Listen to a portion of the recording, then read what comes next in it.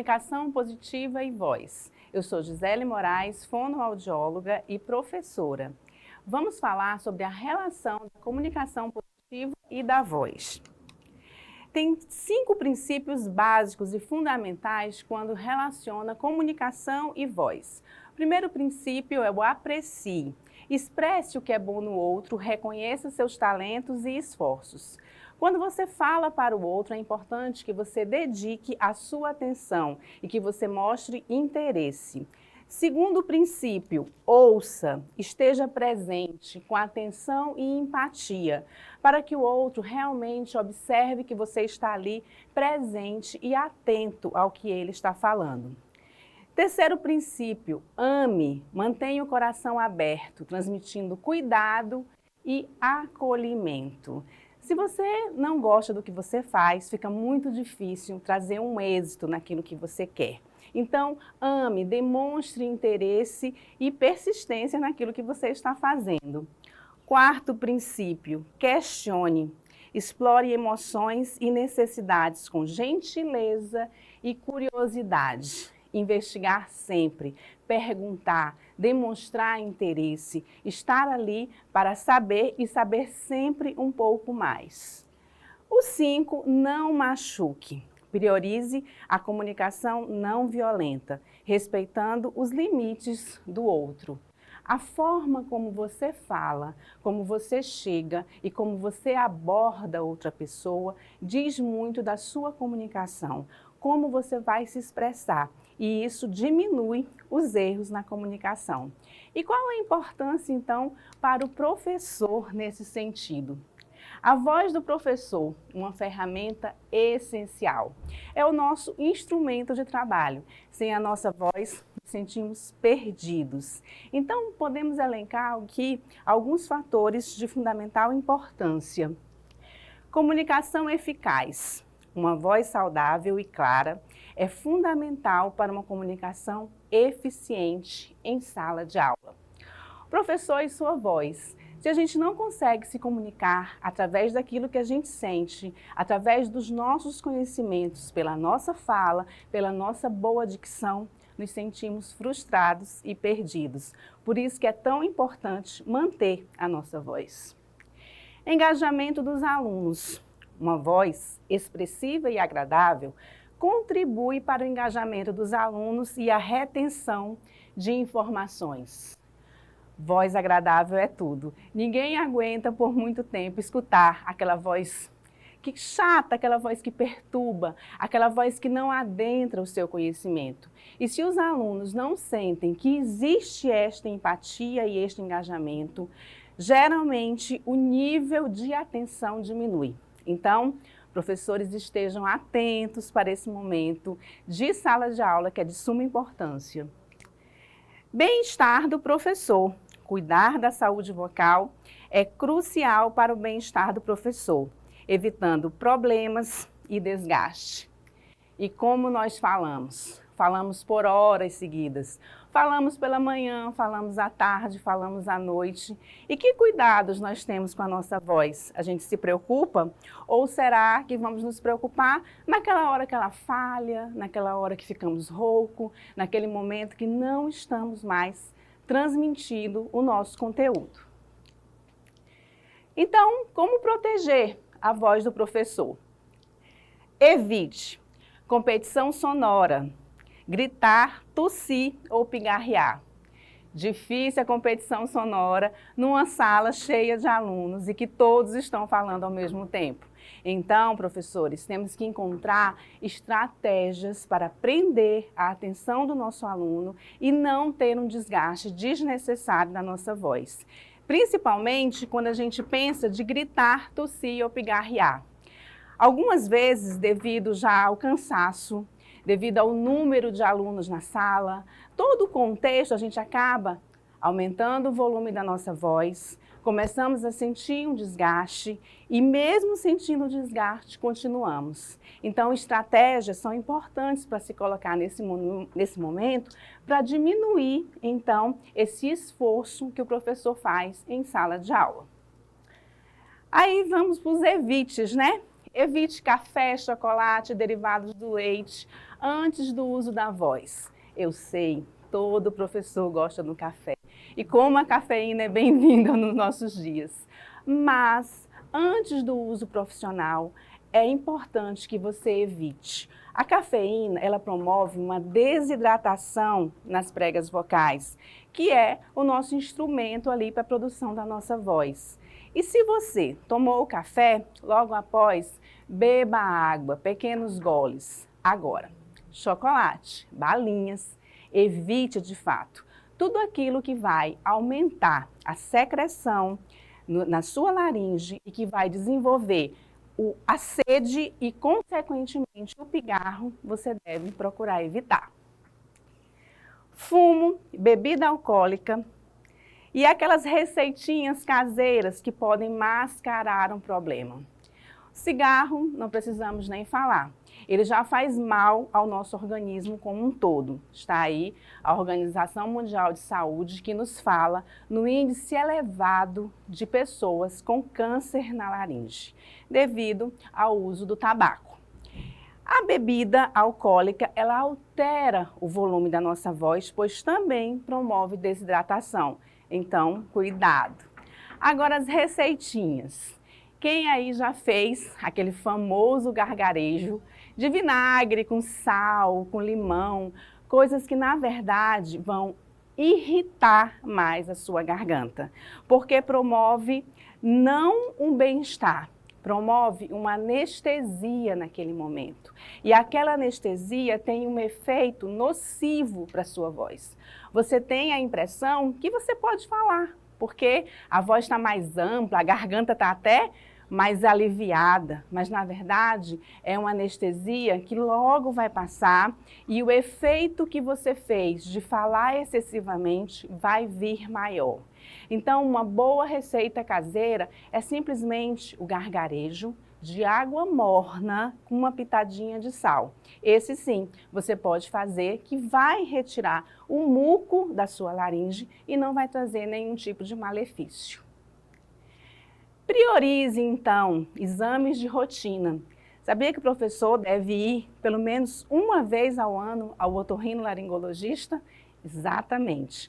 O otorrino é o profissional que vai identificar se você tem algum problema na sua voz, principalmente se existe queixa, se você vem sentindo rouquidão, disfonia, pigarro, alterações vocais no final do dia, você deve procurar o médico e fazer o exame. Se você tiver algum problema orgânico, o médico vai passar algum tipo de medicamento aliado à fonoterapia. E o fonoaudiólogo é o profissional, então, que vai estar lhe auxiliando em técnicas e manobras que vão evitar o uso abusivo da sua voz. Então, cuide e não deixe o problema se instalar. O diagnóstico precoce de problemas vocais é exatamente esse. Você procurar eliminar as barreiras, você procurar eliminar os efeitos nocivos para a sua voz. E assim, você vai estar evitando que o seu instrumento de trabalho sofra alterações. Lembre-se, a fonoaudiologia é a área que cuida da comunicação humana. Distúrbios de voz podem afetar o desempenho do professor. E pesquisas mostram que problemas na voz têm um índice elevadíssimo de professores afastados de sala de aula por esse motivo. Porque se eu não consigo mais passar o meu conteúdo, se eu não consigo me expressar de forma clara dentro de sala de aula para os meus alunos, isso gera um problema de redução na aprendizagem e desinteresse dos alunos. Consequentemente, o professor vai se sentir muito desorganizado e isso acaba fazendo com que ele se afaste de sala de aula por conta de uma orientação médica ou às vezes por problemas emocionais que andam juntos. O uso da voz de forma desorganizada O uso da voz de forma excessiva leva ao professor a não conseguir atingir o seu objetivo. Isso gera uma frustração e traz, sim, muitas vezes, problemas que vão afetar o seu campo emocional. E quais são os hábitos, então, que os professores podem estar fazendo no seu dia a dia que vão minimizar, que vão prevenir esses problemas que eu acabei de falar? O primeiro e fundamental é a hidratação. Beba água em temperatura ambiente, em pequenos goles, ao longo do dia. A água é o melhor remédio. Agora não adianta tomar 1 litro de água de manhã e 1 litro de água à noite. Na verdade, você tem que beber água durante o seu dia, em pequenos goles. Você vai hidratando a sua laringe e a sua prega vocal. Isso evita a sede, evita o pigarro e evita o cansaço. E na prática, você vai observar isso durante o seu dia. A postura. Mantenha a postura ereta, favorecendo a produção da voz. Você pode falar sentado, sim, não tem nenhum problema, desde que a sua coluna esteja adequada aos movimentos respiratórios. O ideal é que você se movimente, que você tenha, sim, uma postura equilibrada. Evite, as mulheres principalmente, as professoras, saltos muito altos que vão tirar você do seu equilíbrio. É importante que você esteja com roupas confortáveis e sapatos que não vão interferir na sua postura. 3. Repouso vocal. Faça pausas regulares, com pelo menos 20 minutos de silêncio. Difícil, mas importante.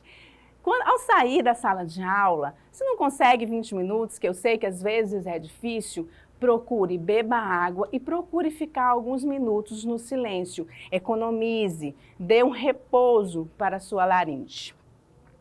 4. Acústica adequada. Utilize salas menores ou microfone. Fique próximo aos alunos. Sei que talvez não seja a nossa realidade, o uso dos microfones em sala de aula, em uma acústica tão adequada assim. Mas a gente procura organizar de uma forma que o excesso de voz não seja um prejuízo. Então, o professor vai encontrar dentro da sua dinâmica e da sua estrutura de trabalho que forma ele vai poder estar desenvolvendo a sua voz sem que isso promova um desgaste tão grande. Evite gritar, utilize alternativas para chamar a atenção, como, por exemplo, bater palmas. Você pode encontrar em sala de aula, com crianças, por exemplo, apitos. Você pode fazer ali um acordo com seus alunos de quando você fizer algum movimento, é porque o negócio está aumentando. Eu gosto de me calar, né? Durante o excesso de vozes, eu me calo e falo, às vezes, até com a intensidade mais fraca. Ou seja, você vai encontrar uma forma de chamar a atenção do seu aluno. E exercícios na prática que pode fortalecer a sua voz, eu trouxe para vocês algumas coisas básicas do seu dia a dia.